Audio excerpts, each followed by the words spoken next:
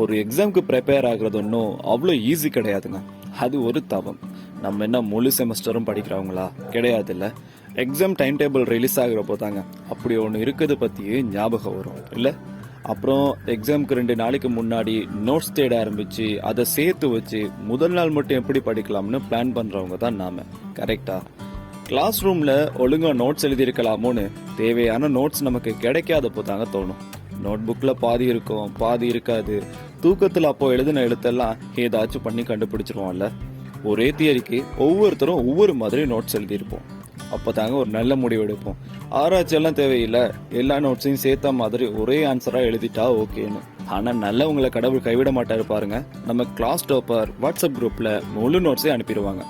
ஆனால் அதை பார்த்தப்பறம் தாங்க வாழ்க்கையே வெறுத்து போகும். இவ்வளோ படிக்கணுமான்னு தோணும்ல. இந்த குரூப் ஸ்டடின்னு ஒன்று இருக்குங்க. அதாங்க ஃப்ரெண்ட்ஸோட சேர்ந்து படிக்கிறது. சப்ஜெக்டோட ஹெடிங்கை வாசிச்சதும் மச்சி ஒரு டீ குடிச்சிட்டு மீதியை படிக்கலாமான்னு ஒருத்தர் சொல்லுவார். அப்புறம் சாப்பிட்டு வரலாமான்னு இன்னொருத்தர், தூங்கி ரிலாக்ஸ் ஆகிட்டு படிக்கலாமான்னு இன்னொருத்தர். இப்படி அந்த நாளே போயிருங்க.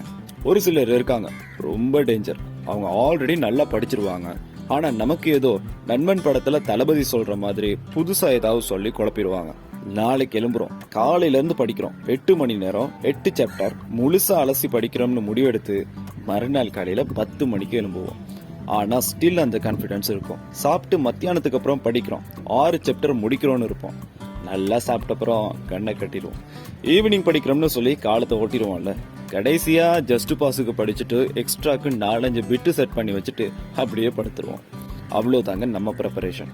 அதுக்கப்புறம் எக்ஸாம் ஹால்குள்ள போற மட்டும் வேற எந்த கதையுமே இருக்காது. அடிச்சதோ ஒப்பிக்கிற மட்டும் ஃபுல் ஃபோக்கஸ் தாங்க.